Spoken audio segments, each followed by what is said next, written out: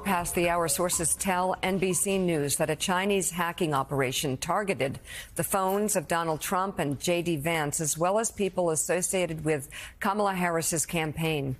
NBC has not confirmed whether the hacking attempts were successful, and it is unclear who in the Harris campaign was targeted or if others in the Trump campaign were targeted as well. A spokesman for the Chinese government said they, quote, are not aware of the specific situation and that China has no intention to interfere in the U.S. election.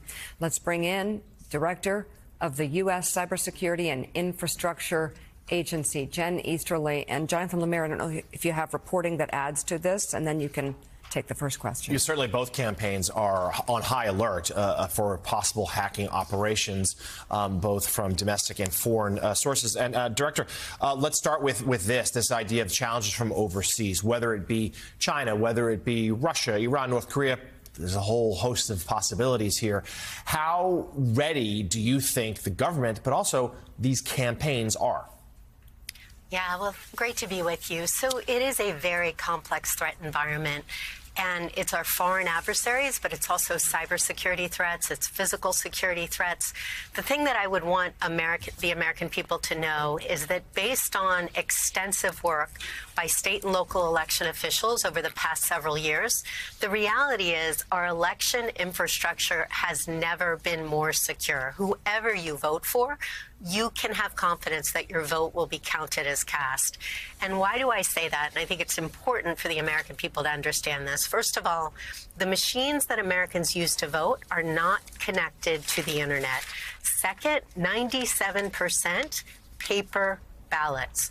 Third, multiple layers of safeguards put in place, cybersecurity, physical access controls to prevent compromise of election infrastructure, as well as pre-election testing of equipment and post-election audit. So, yes, there are very real threats from our foreign adversaries who we know are working hard to try and undermine American confidence in our elections and to stoke partisan discord, but our election systems are secure.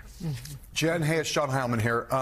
I guess my question goes to the last thing you said, and the message, trying to get the message to voters that that as a voting matter, that these systems are secure is obviously really important for you and the work you do. It's also the case, as you acknowledge, that Russia, China, others are actively trying to spread disinformation. We are in that place in the campaign right now where we're 7 or 8 days out, and I guess we expect, a lot of people expect on both campaigns, expect for these efforts to increase. If you were going to talk to the American people about what they're likely to see over the course of this next week, or what you anticipate to try to get them ready for what might unfold, what would you ask them to kind of think, to kind of be ready for so that they don't allow what they see in the course of the next 8 days to make them think that the whole system is now breaking down? Yeah, you're exactly right. I mean, Americans have been subjected to a fire hose of disinformation.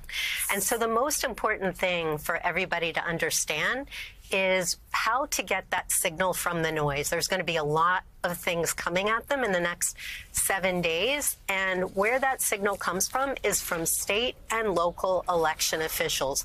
They are the trusted experts when it comes to matters of elections. And so if there are any questions that people have, making sure that you're getting your information from a trusted source. And again, that is state and local election officials. They're the ones to go to.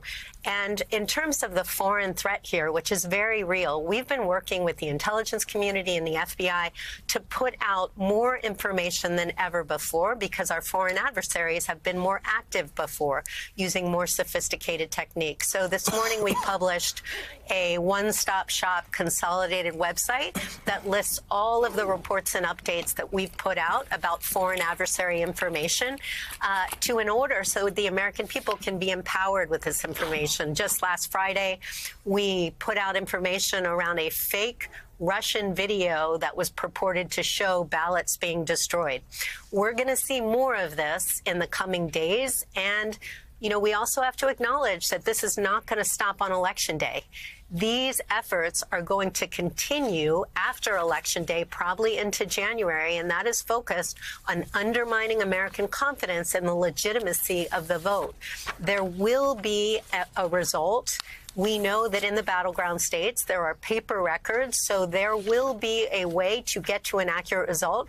But our foreign adversaries will attempt to make us think that we can't, and we cannot allow them to do that. And your votes are private. Director of the U.S. Cybersecurity and Infrastructure Security Agency, Jen Easterly, thank you for the work you're doing, and thank you for coming on the show this morning. And coming up on Morning Joe, the head of Democrats' campaign arm in